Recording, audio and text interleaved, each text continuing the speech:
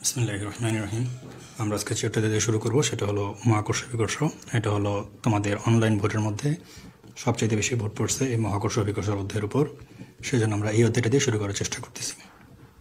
হয়তো পর্যায়ক্রমে আমরা সবগুলো অধ্যায়কেই ক্যাপচার করার চেষ্টা করব, বা তোমাদের জরুরত অনুযায়ী যেরকম লাগে সে অনুযায়ী করার চেষ্টা করব।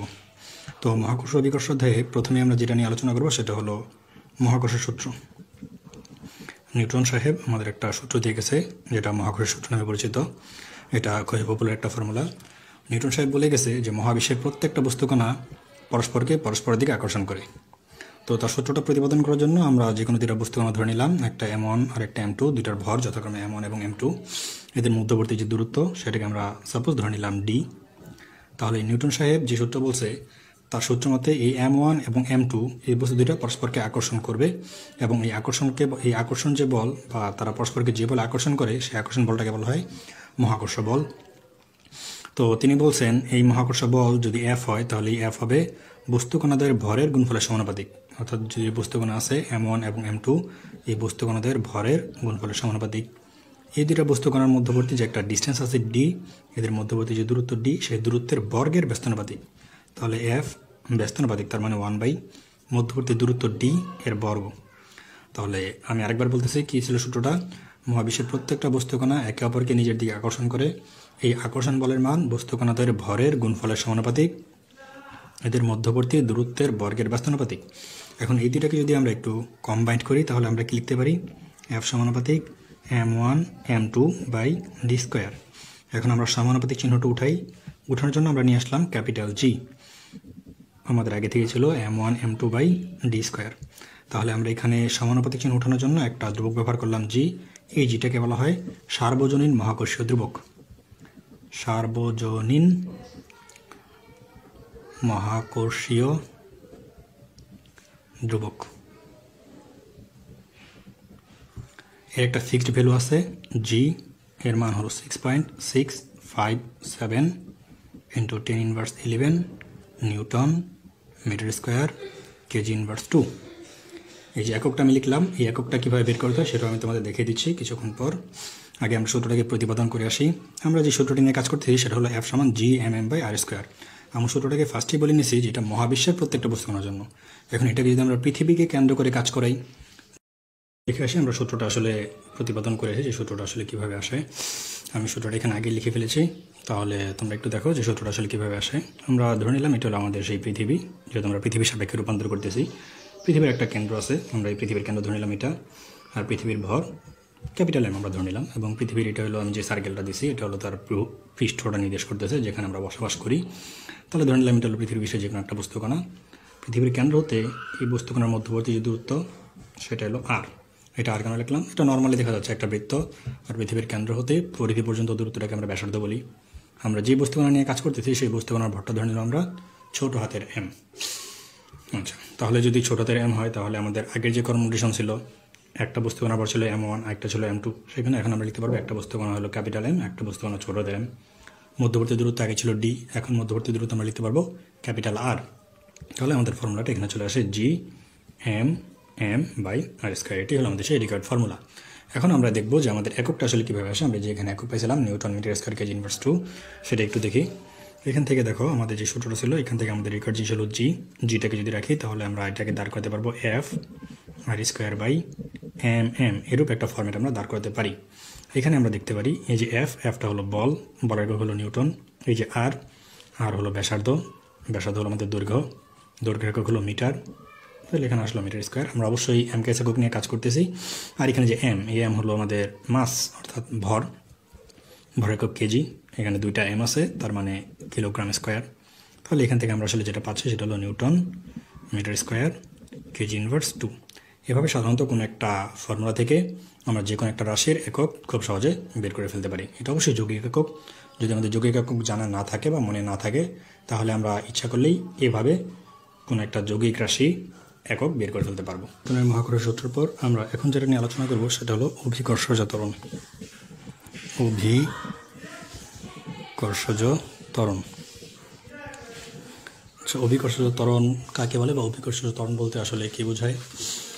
অভিকর্ষীয় ত্বরণ হচ্ছে আসলে কোনো একটা বস্তুতে অভিকর্ষীয় বল যে কাজ করে, আমরা যেখানে যে প্রতিপাদন করে আসছি অভিকর্ষীয় বল, কোনো একটা বস্তুতে এই অভিকর্ষীয় বল কাজ করার কারণে কোনো একটা বস্তুর যে ত্বরণ প্রাপ্ত হয় তাকে আমরা অভিকর্ষীয় ত্বরণ বলি। অথবা অন্য কথা বলতে পারি, কোনো একটা স্থানে অভিকর্ষের প্রভাবে কোনো একটা বস্তু মুক্তভাবে পড়ার সময় যে ত্বরণটা লাভ করে সেই ত্বরণটাকে বলা হইতেছে অভিকর্ষজ ত্বরণ। তো অভিকর্ষজ ত্বরণকে ছোট হাতের জি দ্বারা প্রকাশ করা হয়। এই ছোট হাতের জি কীভাবে বের করে বা এর সম্পর্কটা কীরকম সেটি আমরা এখন বের করার চেষ্টা করব। তোমরা ইতিপূর্বে জেনে আসতো F সমান ma এরকম একটা সম্পর্ক, যেটাকে আমরা নিউটনের গতির দ্বিতীয় সূত্র নামে অভিহিত করে থাকি। এখানে এটা ছিল আমাদের রৈখিক ত্বরণ। এখন এই ত্বরণটাকেই আমরা যদি জির মাধ্যমে রূপান্তর করি তাহলে আমরা লিখতে পারি F সমান mg। আর আমরা কিছুক্ষণ আগে একটা সূত্র প্রতিপাদন করে আসলাম F সমান g/m/r²। তাহলে এটাও একটা বল, এটাও একটা বল। এটা ছিল আমাদের অভিকর্ষীয় বল, এটাকে আমরা এখন জি এর মাধ্যমে কনভার্ট করাতে এখন এটাও হয়ে গেছে আমাদের অভিকর্ষীয় বল। তাহলে আমরা এখন কি করতে পারবো, আমরা লিখতে পারবো mg সমান g/m/r²। যেহেতু এটাও F সমান এটাও F সমান, তাহলে আমরা এটা সমান এটা লিখতে পারি। দুই পাশে দেখো আমাদের m আছে, আমরা mm কেটে দিতে পারি, তাহলে আমরা একটা সম্পর্ক পেয়ে যাই g সমান gm/r²। এই যে আমরা একটা সূত্র পেয়ে গেলাম, এটা হলো আমাদের অভিকর্ষীয় ত্বরণ বের করার ফর্মুলা। যেখানে এই এমটা হলো আমাদের পৃথিবীর ভর, যেটা হলো আমাদের সার্বজনীন মহাকর্ষীয় ধ্রুবক, আরটা হলো আমাদের পৃথিবীর ব্যাসার্ধ। এটাকে বারবার সার্বজনীন মহাকর্ষীয় ধ্রুবক বলা হচ্ছে কেন? কারণ এর মান কিন্তু অপরিবর্তনশীল। এটা আমরা চাঁদে যাই, সূর্যে যাই, মাটির নিচে, সমুদ্রের উপরে, সমুদ্রের নিচে, পাহাড়ের উপরে, যেখানেই যাও না কেন এর মানের কোনো পরিবর্তন হয় না। জি এর মান যদিও আমরা ফিক্সড একটা মান ধরে কাজ করি, জি এর মান কিন্তু অবস্থানভেদে পরিবর্তনশীল। কারণ তোমরা জানো এখানে পৃথিবীকে এক্সিট গোলের মতো ধরলেও পৃথিবী কিন্তু আসলে এরকম কমলা লেবুর মতো বাঁকা। তাহলে তার কেন্দ্র সাপেক্ষে কিন্তু তার এইখানে ডিস্টেন্সের কিন্তু পরিবর্তন হচ্ছে। তাহলে ডিস্টেন্সের পরিবর্তনের সাথে এই যে এটা যেহেতু আমরা আর বলছিলাম আর এর সাথে আমাদের অভিকর্ষীয় ত্বরণ যে সম্পর্কযুক্ত, তাহলে আর এর মান বাড়া বা কমার সাথে, সরি এতক্ষণ হয়তো দেখতে পারো নাই, এখানে আর এর মান বাড়া বা কমার সাথে আমাদের জি এর মানটা রিলেটেড। এখান থেকে আমরা দেখতে পারতেছি আর এর মান যদি বেড়ে যায় জি এর মান কমবে, আর এর মান কমে গেলে জি এর মান বাড়বে। সেই জন্য অবস্থান ভেদে এই জি এর মানের তারতম্য ঘটে। সেই জন্য আমরা বলে থাকি মেরু অঞ্চলে তার মান একরকম, বিষুবীয় অঞ্চলে তার মান একরকম। আচ্ছা, মেরু অঞ্চল আর বিষুবীয় অঞ্চল বলতে আবার কি বুঝি? আমরা পৃথিবীটাকে যদি এরকম কয়েকটা অংশে ভাগ করি, এখানে কিন্তু আমাদের আছে উত্তর মেরু, এখানে আছে আমাদের দক্ষিণ মেরু। একইভাবে যদি আমরা এটা এক অক্ষ বরাবর একটা ভাগ করি তাহলে এই জাতীয় যে অঞ্চল এই জায়গাগুলোকে বলা হয় বিষুবীয় অঞ্চল। তাহলে এই সেকশনটাকে এক অক্ষ বরাবর যে সেকশন এটাকে বলা হয় বিষুবীয় অঞ্চল, ওয়াই অক্ষ বরাবর যে সেকশন এটাকে বলা হয় মেরু অঞ্চল। তাহলে এই বিষুবীয় অঞ্চলে জি এর মান সবচাইতে কম এবং মেরু অঞ্চলে জি এর মান সবচাইতে বেশি।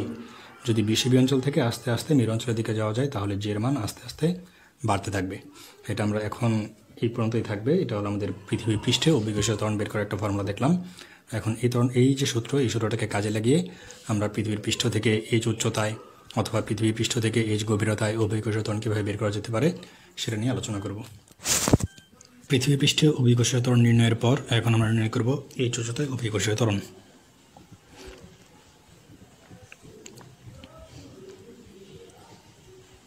এইচ উচ্চতায় জি। সাপোজ এই হলো আমাদের পৃথিবী, এটা হলো পৃথিবীর কেন্দ্র। তাহলে পৃথিবীর কেন্দ্র হতে পরিধি পর্যন্ত যে দূরত্ব সেটা ছিল আমাদের ব্যাসার্ধ আর আমরা ধরে নিলাম পৃথিবীর কেন্দ্র পৃথিবী পৃষ্ঠ হতে আরও একটু এইচ উচ্চতায় কোনো একটা স্থান, যে জায়গায় আমাদের অভিকর্ষীয় ত্বরণটা বের করতে হবে, এই জায়গায় অভিকর্ষীয় ত্বরণ আমরা বের করবো। আমরা ধরে নিলাম এই জায়গায় অভিকর্ষীয় ত্বরণটা হলো জি প্রাইম। তাহলে এই যে পৃথিবী পৃষ্ঠ হতে এইচ উচ্চতায় অভিকর্ষীয় ত্বরণের মান কত এটা আমরা এখন বের করবো। তাহলে পৃথিবীর কেন্দ্র হতে আমাদের এই ডিস্টেন্সটা দাঁড়াবে আর প্লাস এইচ। আমাদের পৃথিবী পৃষ্ঠের জন্য যে অভিকর্ষীয় ত্বরণ নির্ণয়ের যে ফর্মুলা আমরা একটু আগে ডিটারমিন করেছি সেটা জি সমান gm/r²। যে দূরত্বটা ছিল আর, সেই দূরত্বটা এখন হয়ে গেছে আর প্লাস এইচ। তাহলে এই জায়গার যে অভিকর্ষীয় ত্বরণ জি প্রাইম, সেই জি প্রাইমটা আমরা তাহলে লিখে ফেলতে পারবো gm বাই আগে যে দূরত্বটা ছিল আর, সেই দূরত্বটা এখন হয়ে গেছে কত আর প্লাস এইচ। তাহলে আমাদের ফর্মুলা হয়ে গেল আর প্লাস এইচ হোল স্কোয়ার। তাহলে পৃথিবী পৃষ্ঠ হইতে এইচ উচ্চতা অভিকর্ষীয় ত্বরণের ফর্মুলা হলো এটা জি প্রাইম সমান gm by R plus h. এখন আমরা যদি এই সমীকরণ 1 এবং সমীকরণ 2 একটা দ্বারা একটাকে ভাগ করি তাহলে আমরা কী পাই দেখি। সমীকরণ 2 ভাগ 1, তাহলে আমরা পেয়ে যাব জি প্রাইম বাই জি সমান gm by R plus H whole square. একেবারে আমি গুণ দিয়ে উল্টাই দিচ্ছি gm বাই আর স্কোয়ার। এই যে gm এই gm বাদ যাবে, তাহলে আমরা পাবো জি প্রাইম সমান R by R plus H whole square by জি।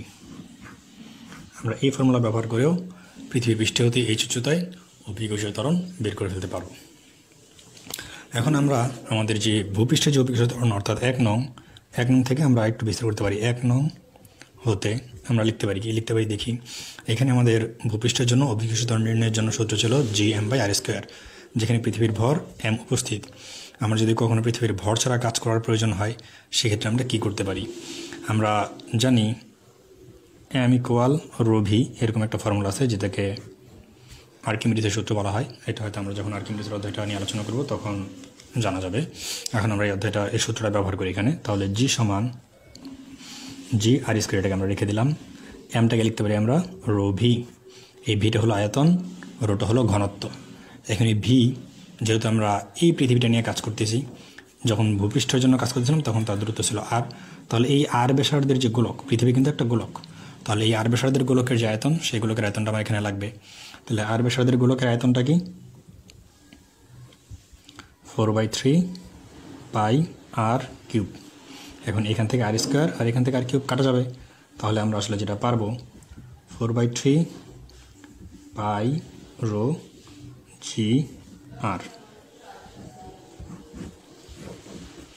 এটা ছিল আমাদের পৃথিবী পৃষ্ঠে অভিকর্ষীয় ত্বরণ নির্ণয় করার ফর্মুলা।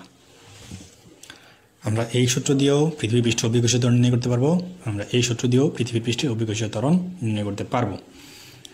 আর এটা ছিল আমাদের পৃথিবী পৃষ্ঠ হতে এইচ উচ্চতায় অভিকর্ষীয় ত্বরণ নির্ণয়ের ফর্মুলা। এখন আমরা দেখব যদি পৃথিবী পৃষ্ঠ হতে এইচ গভীরতায় যাই।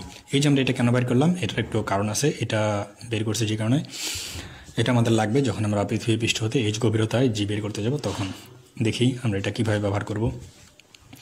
এই হলো আমাদের সেই পৃথিবী, এটা হলো কেন্দ্র। তাহলে পৃথিবীর কেন্দ্র থেকে ভূপৃষ্ঠ পর্যন্ত যে দূরত্ব সেটা ছিল আমাদের আর। এখন আমরা ধরে নিলাম আমরা এই জায়গায় অভিকর্ষীয় ত্বরণটা বের করব। এইখানকার ডিস্টেন্সটা হলো আমাদের এইচ। তাহলে আমাদের কার্যকরী যে যতটুকুর জন্য কাজ করতেছে সেই ডিস্টেন্সটা কত আসবে? r-h। আশা করি এইটুকু সবাই বুঝতে পারছো। এখন দেখো, আমরা যখন এইচ গভীরতায় বাইর করব, এইচ গভীরতায় জি, তখন কি এটাকে আমরা এই যে এটা যেরকম লিখছিলাম এইচ উচ্চতায় Gm/r+h², এখানে কি তাহলে লিখে ফেলতে পারবো? ধরে নিলাম এটাও জি প্রাইম, ধরে নিলাম এই জায়গায় যে অভিকর্ষীয় ত্বরণ এটাও জি প্রাইম। তাহলে এটিকে আমরা এখানে লিখে ফেলতে পারবো জি প্রাইম সমান Gm/r-h²। উত্তরটা হবে কিন্তু না, আমরা এটা লিখতে পারবো না। কেন লিখতে পারবো না? কারণটা কি? দেখি, আমরা যখন এইচ উচ্চতায় গিয়েছিলাম, আমাদের মূল যে পৃথিবী কিন্তু পৃথিবী ছিল, পৃথিবীর ভর আমাদের যা ছিল সেটা আমরা ব্যবহার করতে পারছিলাম, এডিশনাল কোনো ভর আমার লাগে না, কারণ উপরের স্থানটা হলো 22শূন্য। কিন্তু আমরা যখন এইচ গভীরতায় বের করব, তখন দেখি আমাদের পৃথিবীর যে ভর এম, আমরা এখানে টোটাল পৃথিবীর ভর এমটা পাচ্ছি। এখন কিন্তু আমরা আসলে কাজ করতেছি এতটুকু অংশ নিয়ে, অর্থাৎ r-h এই গভীরতার এই ব্যাসার্ধের একটা গোলক নিয়ে। তাহলে এখানে আমরা টোটাল এই যে পৃথিবীর এতটুকু যে ভর, এই যে চারপাশের যে ভর, এই ভরগুলো কিন্তু আমরা এখন ব্যবহার করতে পারবো না। সেই যেহেতু এই ভরটা আমরা ব্যবহার করতে পারবো না, সেই জন্য এই সূত্রটা আমরা লিখতে পারবো না। এই জন্যই আমি এই সূত্রটা বের করে আসছিলাম। এখন এই সূত্রের ফরম্যাটে আমি এই জিনিসটা বের করব। এখানে যেমন উচ্চতার ছিল, দূরত্বটা ছিল r, এখন সেই দূরত্বটা আমরা r-h এর মাধ্যমে এইভাবে বের করতে পারবো। অর্থাৎ এইচ গভীরতায় জি প্রাইম হবে 4/3 π/g r-h। এইভাবে কিন্তু আমরা ঠিকই লিখতে পারবো। এখন এটা তাহলে আমাদের পৃথিবী পৃষ্ঠ থেকে এইচ গভীরতায় জি বের করার ফর্মুলা। একইভাবে আমরা যেমন এখানে একটাকে আরেকটা দিয়ে ভাগ করে একটা সূত্র বের করছিলাম, এখানেও আমরা বের করি। এখন এই যে 1 নং আর এই 2 নং, যেহেতু এই দুইটা ফর্মেট সেম, তাহলে 2/1 করলে আমরা কী পাই? আমরা পাবো G'/G সমান 4/3 π/g r-h divide by r। এখানে আগে থাকবে 4/3 π/g, এখানে থাকবে r। তাহলে এইটুকু আমাদের দুই পাশ থেকে কাটা চলে যাবে। আমরা এখান থেকে যেটা পাবো সেটা হবে G প্রাইম সমান r-h/r ইন্টু g। তাহলে এটা আমাদের পৃথিবী পৃষ্ঠ হতে এইচ গভীরতায় জি বের করার ফর্মুলা। দেখতে পারো না, তাহলে জি প্রাইম হবে r-h/r ইন্টু জি। দেখো বোঝা যাচ্ছে কিনা? জাস্ট তোমরা 2 নং এবং আমাদের যে 1 নং ছিল, এই 1 নং 2 নংয়ের 1 নং ভাগ করে দিলেই আমরা এরকম একটা ফরম্যাট পেয়ে যাব। এখন আমরা এই অভিকোষীয় ত্বরণ নিয়ে কয়েকটা গুরুত্বপূর্ণ ইনফরমেশন বা তথ্য আমরা এখন তোমাদের দিতে চাই। আমরা যেটা দেখছিলাম যে এটা যদি আমাদের পৃথিবী হয় তাহলে বলছিলাম যে এই দিকে আমাদের উত্তর মেরু দক্ষিণ মেরু এরকম মেরু থাকে, এটা হলো আসলে এরকমভাবে ভাগ করা থাকে। আর এইদিকে আমাদের এক অক্ষ যে ভাগগুলো দেওয়া থাকে এরকম ভাগ, এই অংশগুলোকে বলা হয় বিষুবীয় অঞ্চল। বিষুবীয় এই অঞ্চলগুলোকে বলা হয় মেরু অঞ্চল। তাহলে কোনো একটা বস্তুর অভিকোষীয় ত্বরণ বা কোনো জায়গার অভিকোষীয় ত্বরণ যদি আমরা বাইর করতে চাই, সেক্ষেত্রে এই বিষুবীয় অঞ্চল থেকে মেরু অঞ্চলের দিকে যত আগানো যাবে সেক্ষেত্রে আমাদের অভিকোষীয় ত্বরণ জি এর মান কমতে থাকবে।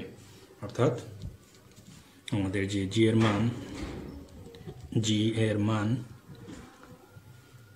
বিষুবীয় অঞ্চলে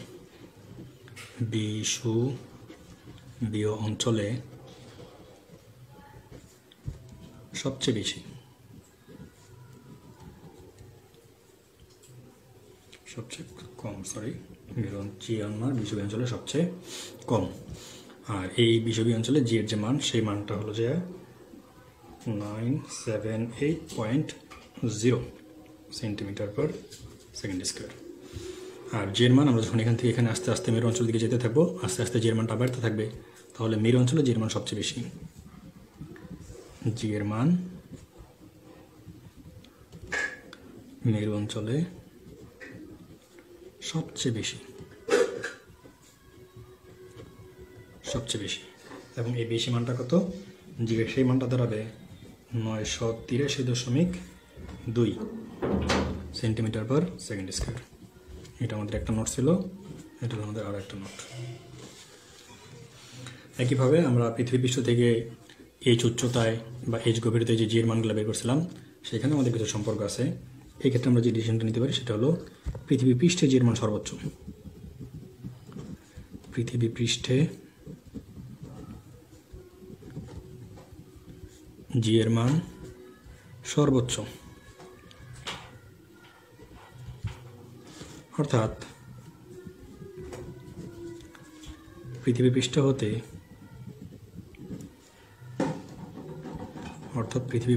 হতে যত উপরে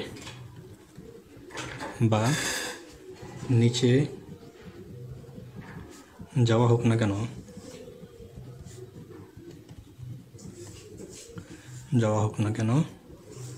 জি এর মান কমতে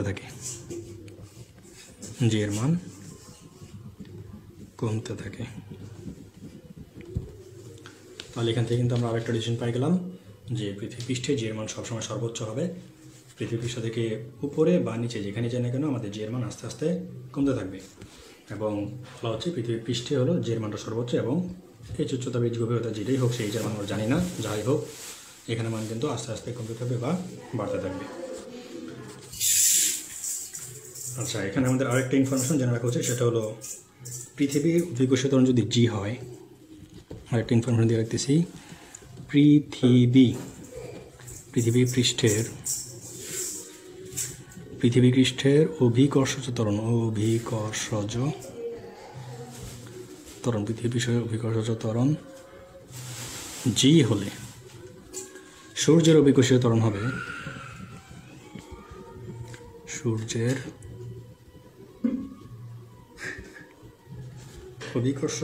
হবে পৃথিবী পৃষ্ঠের 27 গুণ, অর্থাৎ 27 জি। কি দেখলাম? 27 গুণ, অর্থাৎ পৃথিবী পৃষ্ঠে যে অভিকর্ষীয় ত্বরণ জি এর 27 গুণ হবে সূর্যের অভিকর্ষীয় ত্বরণ। একেবারে যদি আমরা চাঁদেরটা বের করতে চাই, চাঁদের অভিকর্ষজ ত্বরণ সেটা হবে পৃথিবী যে অভিকর্ষীয় ত্বরণ তার 1/6 জি, অর্থাৎ এটাকে আমরা লিখতে পারি g/6। এতক্ষণ আমরা যে ইনফরমেশনগুলো দেখলাম সেই ইনফরমেশনগুলো খুবই গুরুত্বপূর্ণ ইনফরমেশন, এগুলো আমাদের প্রায় কাজে লাগবে, সুতরাং এগুলোকে পড়ে ফেলার বা মুখস্থ করে ফেলার অনুরোধ করা হলো। এখন আমরা দেখব যে আমাদের যে স্বাভাবিক যে সূত্রগুলো আছে, কোনো বস্তুকে লম্বালম্বি উপর দিকে নিক্ষেপ করলে বা উপর থেকে ছেড়ে দিলে সেই সূত্রগুলো কীভাবে পরিবর্তন হতে পারে।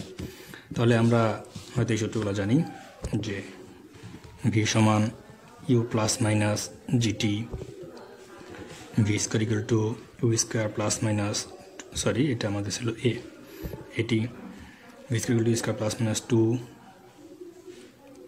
AS, তারপরে S equal UT plus minus half A T square, এরকম সূত্র আছে। এই সূত্রগুলোকে যদি আমরা উলম্ব বরাবর রূপান্তর করি তাহলে আমি আসলে যেভাবে পড়ায় থাকি যে এইখানে যে ত্বরণগুলো আছে এই ত্বরণগুলো এখন হয়ে যাবে জাস্ট অভিকর্ষীয় ত্বরণ, অর্থাৎ এই জায়গায় আমরা রিপ্লেস করে দেবো জিকে। যে সকল জায়গায় এ আছে সেই সকল জায়গায় হয়ে যাবে জি। যে সকল জায়গায় সরণ আছে এস, সেই এসটাকে আমরা রিপ্লেস করে ফেলবো এখন হাইটের মাধ্যমে, যেহেতু কাজটা হবে এখন লম্বালম্বি। তাহলে আমাদের এই ফর্মুলাটা কী চলে আসে? ভি সমান U plus minus GT, V square সমান you square plus minus 2GH, H equal UT plus minus half G T square. এই যে আমরা তিনটে সূত্র দেখলাম, এই সূত্রগুলো আমরা এখন উলম্ব বরাবর ব্যবহার করতে পারবো বা প্রতিস্থাপন করতে পারবো। তো এই সূত্রগুলোকেই আমরা কীভাবে বিভিন্ন ক্ষেত্রে কাজে লাগাই সেটা যদি আমরা একটু দেখি। এই সূত্রগুলোকে হয়তো বিভিন্নভাবে রূপদান করা সম্ভব। এখন আমরা কোনো একটা বস্তুকে উপরের দিকে নিক্ষেপ করার ক্ষেত্রে একটু চিন্তা ভাবনা করি। তবে এখানে খুব গুরুত্বপূর্ণ দুটি ইনফরমেশন আমি আগে বলে রাখি। কোনো বস্তুকে উপর থেকে ফেলে দেওয়া হলে, কোনো বস্তুকে উপর থেকে ফেলে দেওয়া হলে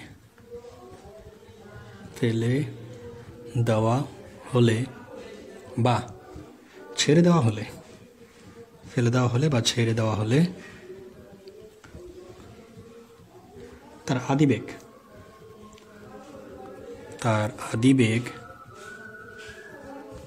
অর্থাৎ ইউ সর্বদাই 0 হবে, সর্বদাই 0 হবে।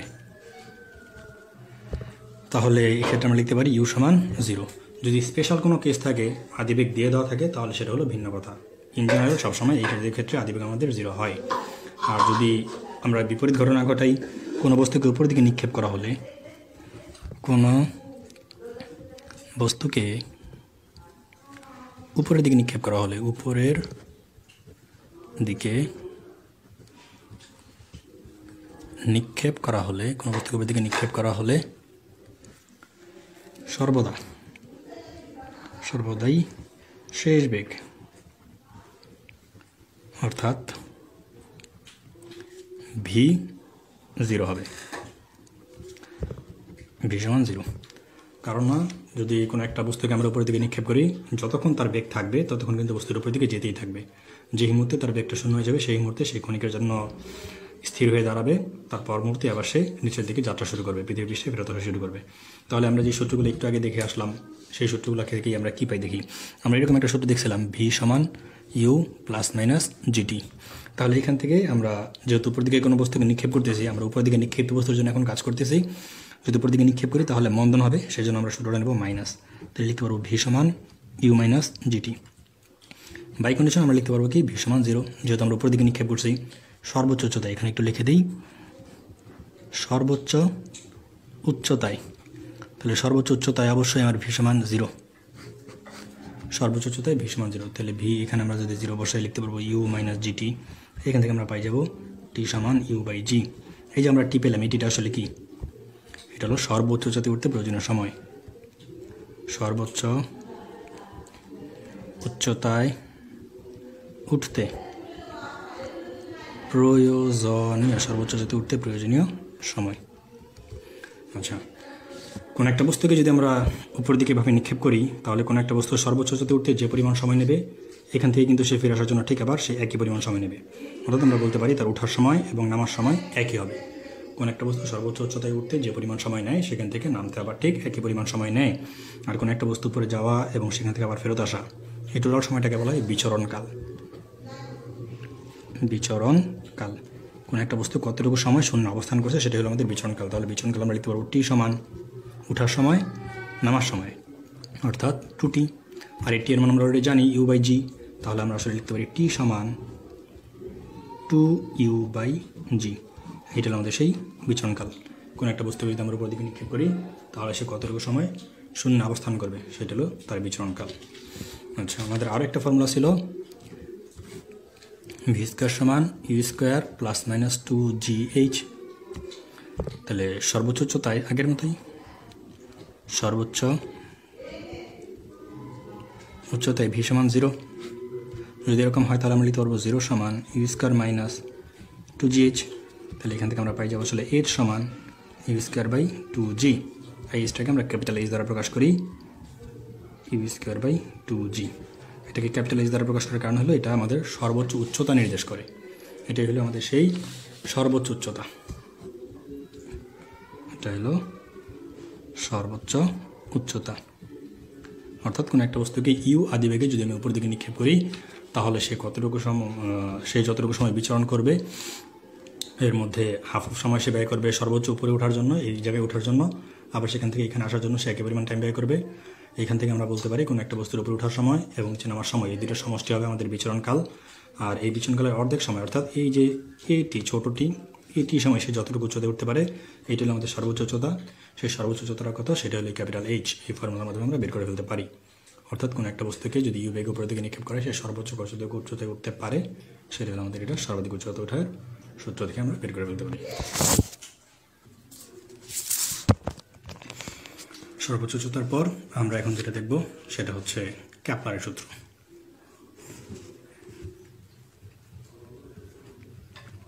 ক্যাপলারের সূত্র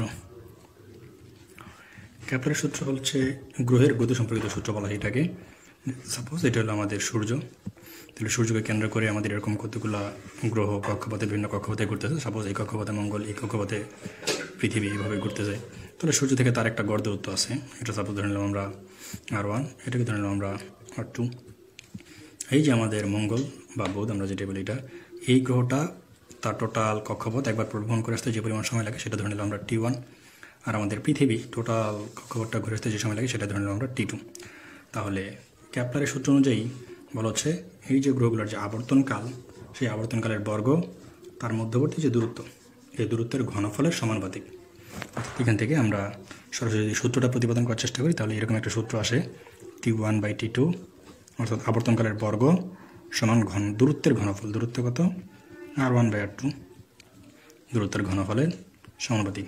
তাহলে এখান থেকে আমরা সূত্রটা ব্যবহার করার জন্য এরকম লিখতে পারি, T1 বাই T2 স্কোয়ার সমান R1 বাই R2 কিউব আকারে আমরা ব্যবহার করতে পারি। আমাদের প্রয়োজন অনুযায়ী আমরা কখনো এটা ব্যবহার করব, কখনো এটা ব্যবহার করব, দুটো আসলে একই কথা। এটা হলো গ্রহের গতি সম্পর্কিত ক্যাপলারের সূত্র। এখন আমাদের ফাইনালি আর যে লাস্ট হিসেবে যে টপিকটা বাকি আছে সেটা হলো মুক্তিবেগ। অর্থাৎ কোনো একটা বস্তুকে আমি যদি পৃথিবী থেকে মুক্তি দিতে চাই তাহলে যে বেগ প্রয়োজন সেই বেগটাকে বলা হয় মুক্তিবেগ। বিষয়টা খুব ইন্টারেস্টিং। বিষয়টা এরকম যে আমরা হয়তো বাস্তবিকভাবে এরকম কোনো জিনিস ফেস করি না। কোনো একটা বস্তুকে উপরের দিকে নিক্ষেপ করলে সেটা একটা নির্দিষ্ট উচ্চতায় যাওয়ার পর তার শেষ বেগ 0 হয়ে যায়, তখন সে আবার পুনরায় পৃথিবী পৃষ্ঠে ফেরত আসা শুরু করে। কিন্তু এমন কি সম্ভব যে কোনো একটা বস্তুকে আমরা উপরের দিকে নিক্ষেপ করলাম, সে যাচ্ছে তো যাচ্ছেই, অর্থাৎ সে আর পৃথিবী পৃষ্ঠে ফেরত আসে নাই? এরকম বেগও আছে, এই বেগটা অসম্ভব। এই বেগটাকে বলা হইতেছে আসলে মুক্তিবেগ। এটাকে ভি এর মাধ্যমে প্রকাশ করা হয়। দ্বারা আসলে আর্থ বোঝাচ্ছে, আর্থের মুক্তিবেগ। তাহলে এই মুক্তিবেগটা আমরা কীভাবে বের করতে পারি?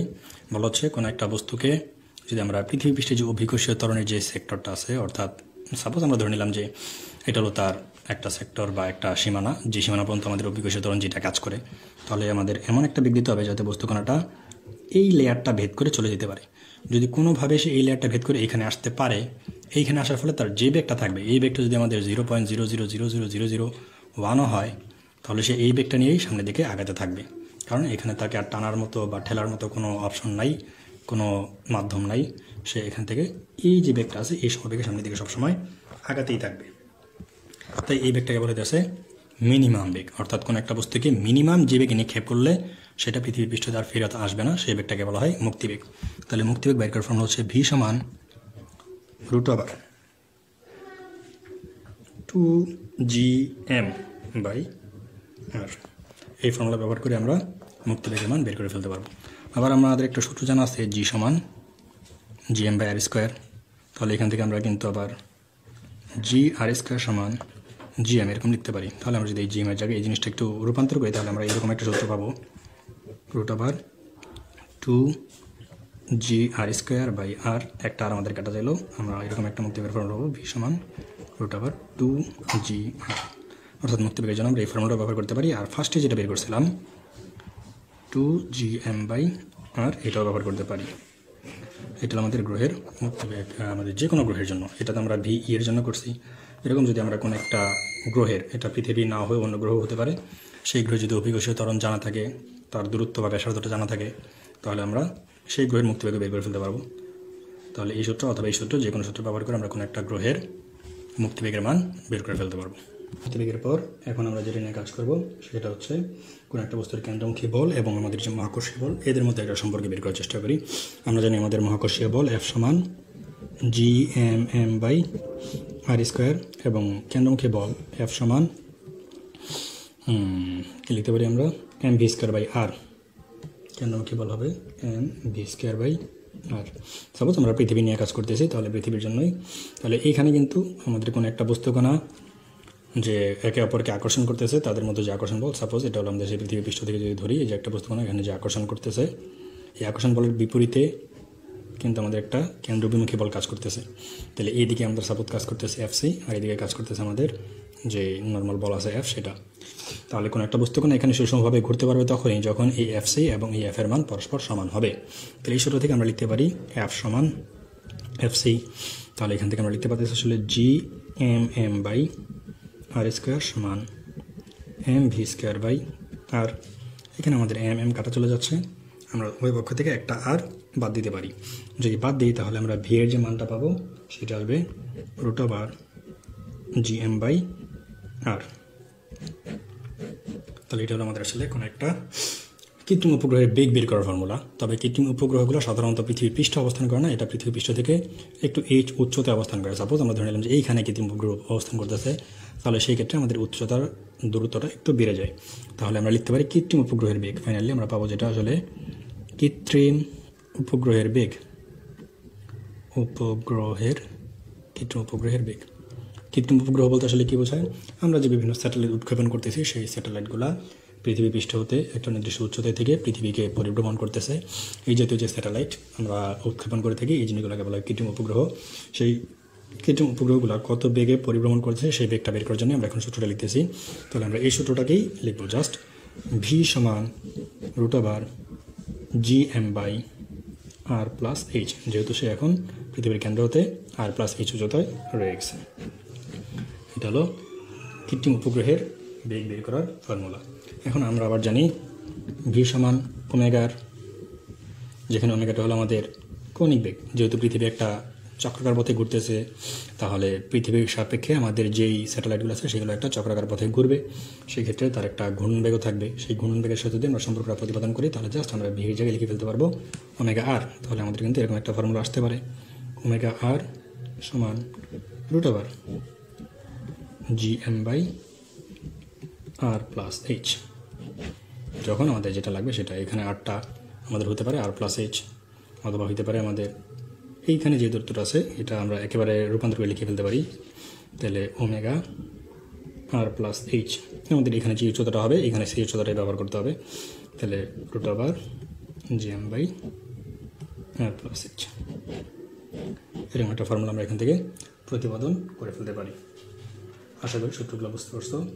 এখন আমরা এই যে কেন্দ্রমুখী বলের সাথে যে সূত্রটা বের করলাম, এটার সাথে ভ্রমণকাল বা আবর্তনকাল, অর্থাৎ এই যে আমরা কৃত্রিম উপগ্রহটা এখানে স্যাটেলাইটটা যেখানে উৎক্ষেপণ করলাম, সেট করে দিলাম, সেই টোটাল জিনিসটা একবার যে ঘুরে আসবে বা ভ্রমণ করে আসবে, সেই ভ্রমণকালটা আমাদের মাঝে মাঝে নির্ণয় করতে বলতে পারে। তাহলে সেটা এখন আমরা বের করার চেষ্টা করি। তাহলে এই উচ্চতার জন্য আমাদের কেন্দ্রমুখী বল আগের মতোই, আমাদের যে Fc ছিল সেটা ছিল mv²/r, এখন হয়ে যাবে mv²/r+h। আশা করি কারো কোনো দ্বিমত নাই। আর এখন আমরা কেন্দ্রমুখী বলটাকে বের করব ওমেগা² এর মাধ্যমে, কারণ এখন আমরা ঘূর্ণন নিয়ে কাজ করতেছি। সেই ঘূর্ণনের জন্য আমাদের যে কেন্দ্রমুখী বল সেটা হবে mω²r। এটা লিখলাম আমরা mω²r, এখানে আরটা হবে r+h। অবশ্যই এখানে আমাদের কেন্দ্রমুখী বল এবং কেন্দ্র বিমুখী বল দুটো পরস্পর সমান হতে হবে। যদি দুটো সমান হয় তাহলে আমরা লিখতে পারি F সমান Fc। এখান থেকে আমরা আসলে লিখতে পারবো mv²/r+h সমান mω²r+h। এরকম একটা ফর্মেট আমাদের দেওয়া হবে। এখান থেকে আমরা ওমেগাটাকে সেট করার চেষ্টা করি। আগে m বাদ দিলাম, তাহলে আমরা পাবো ওমেগা² সমান v square by R plus H whole square. এখান থেকে আমরা লিখতে পারবো ওমেগা সমান v by R plus h. এখন ওমেগা সমান আমরা আবার কি জানি, 2π/t v by R plus h. আমাদের লাগবে ভ্রমণকাল টি, তাহলে টি সমান আমরা কি লিখতে পারবো, 2π আর প্লাস এইচ ভি। তাহলে এই আর প্লাস এইচটা হলো আমাদের পৃথিবীর কেন্দ্রতে দূরত্ব, ভিটা হলো কৃত্রিম উপগ্রহের যে বেগ আছে। তাহলে এই জিনিসটা যদি আমাদের জানা থাকে, এখান থেকে কোনো একটা কৃত্রিম উপগ্রহ ঘুরতে বা আবর্তন করতে তার আবর্তনকালটা কতটুকু লাগতেছে, কী পরিমাণ সময় লাগতেছে, সেই সময়টা আমরা এখান থেকে খুব ইজিলি বের করে ফেলতে পারবো। আরেকটা আমাদের প্রশ্ন মাঝে মাঝে এরকম আসতে পারে, ওজনহীনতা, যে যাত্রীরা কখন ওজনহীন অনুভব করবে, কোনো একটা বস্তু ওজনহীনতা অনুভব করার শর্তটা কি। এই যে ক্ষেত্রে আমরা যদি জাস্ট একটু বিবেচনা আনার চেষ্টা করি যে কোনো একটা বস্তু যদি এরকম বৃত্তাকার পথে ঘুরতে সাপোজ ধরে নিলাম সে কোনো একটা সময় এই অবস্থানে চলে আসছে, তাহলে এই অবস্থানে তার একটা কেন্দ্রবিমুখী বল থাকবে। ধরে নিলাম এদিকে কেন্দ্রবিমুখী বলটা কাজ করতেছে, সেই কেন্দ্রবিমুখী বলের মান কত, mv²/r। আচ্ছা, তাহলে এই যে এইদিকে বস্তুকণার যে ভর mg, ওজন mg, এটা সবসময় নিচের দিকে কাজ করে। কোনো কারণে যদি আমাদের কেন্দ্রবিমুখী বল এবং বস্তুর যে ওজন এই দুটা পরস্পর সমান এবং বিপরীতমুখী হয়, তখনই বস্তুগুলো পরস্পর ওজনহীন অনুভব করবে। যে বস্তুর উপর এই কাজটা ঘটবে তাকে আমরা ওজনহীন বলতে পারবো। তাহলে এই কন্ডিশনে আমরা লিখতে পারি ওজনহীনতার শর্ত, এটাকে বলা হবে আসলে ওজনহীনতার শর্ত। কখন বস্তু ওজনহীন অনুভব করে, ওজনহীনতার শর্ত থেকে আমরা লিখতে পারবো mg সমান mv²/r। এটা আমাদের প্রয়োজন হলে আমরা রৈখিক গতি ব্যবহার না করে কৌণিক গতি সূত্র দিয়ে করতে পারি, আমাদের যখন যেভাবে প্রয়োজন হয় সেভাবে ব্যবহার করতে হবে এখানে। তাহলে g সমান v²/r, এই ফর্মুলা থেকে আমরা বের করে ফেলতে পারি gr সমান v² অথবা v সমান √gr। এটা হলো ওজনহীনতার একটা কন্ডিশন, ওজনহীনতা। আচ্ছা, সর্বশেষ এখন আমরা যে জিনিসটা শিখবো সেটা হলো একটা কম্বাইন্ড সূত্র এই অধ্যায়ের, সেটা হলো আমরা g সমান gm/r²। এটা অলরেডি আমরা শিখে আসছি অভিকর্ষ ত্বরণ বের করার ফর্মুলা। কিন্তু আমরা জানি জি এর মান, এটা সার্বজনীন মহাকর্ষীয় ধ্রুবক, এর মান কখনো পরিবর্তন হয় না।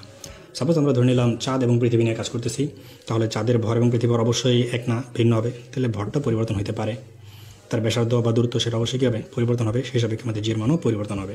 তাহলে আরেকটা জি মানটা নেব আমরা, সেটা হবে g2 সমান gm/r²। সাপোজ এটা হলো আমাদের চাঁদের জন্য, এটা হলো আমাদের পৃথিবীর জন্য। এখন যদি আমরা একটাকে আরেকটা দিয়ে ভাগ দিই তাহলে আমরা কী পাই, g1/g2 সমান gm1/r1²। আমি গুণ দিয়ে একেবারে উল্টে দিলাম, gm2/r2²। জি কাটা চলে যাবে, তাহলে আমরা এরকম একটা ফর্মুলা পাবো, g1/g2 সমান m1/m2 into r2/r1 whole square. এরকম একটা ফর্মুলা আমরা পাবো। এটাকে বলা হচ্ছে একটা কম্বাইন্ড সূত্র। এটাকে কাজে লাগিয়ে আমরা হয়তো বিভিন্ন ম্যাথ একটু সহজে করে ফেলতে পারবো, অনেক বড় বড় অঙ্ক 2-3 লাইনে করে ফেলবো। এখানে এই সম্পর্কটাকে আরেকটু বিস্তার করা যায়, যেমন আমরা জানি আবার ওজন w সমান কি mg, কিন্তু বস্তুর ভরের কিন্তু পরিবর্তন হয় না। কোনো একটা বস্তু সাপোজ একটা মানুষকে যদি আমরা পৃথিবী থেকে চাঁদে নিয়ে যাই, তার ভরে কোনো পরিবর্তন হবে না, কিন্তু জির মান পরিবর্তন হতে পারে, সেই সাপেক্ষে তার ওজনও পরিবর্তন হতে পারে। যদি এখন আমরা একটা দিয়ে ভাগ করি, এমন কাটা যাবে, তাহলে আমরা কিন্তু পাই w1/w2 সমান g1/g2। তাহলে আমরা এই g1/g2 এর সমানুপাতিক আকারে w1/w2 লিখতে পারবো। তাহলে ফাইনালি আমাদের কাছে এরকম একটা ফর্মুলা দেওয়া হবে, w1/w2 সমান g1/g2 সমান m1/m2 into r2/r1 whole square. তাহলে এই যে একটা কম্বাইন্ড ফর্মুলা পেলাম, যখন আমাদের যেটা লাগবে সেই সাপেক্ষে আমরা ততটুকু যাতে ব্যবহার করতে পারি এই সূত্রের মাধ্যমে। এটা খুবই গুরুত্বপূর্ণ একটা ফর্মুলা বলা হচ্ছে, কারণ এই সূত্রটা ব্যবহার করে আমরা খুব ইজিলি শর্ট করে অনেক অঙ্কই করে ফেলতে পারবো। এই ছিল আমাদের অধ্যায় ভিত্তিক আলোচনা। পরবর্তীতে আমরা ম্যাথমেটিক্যাল আলোচনা করব।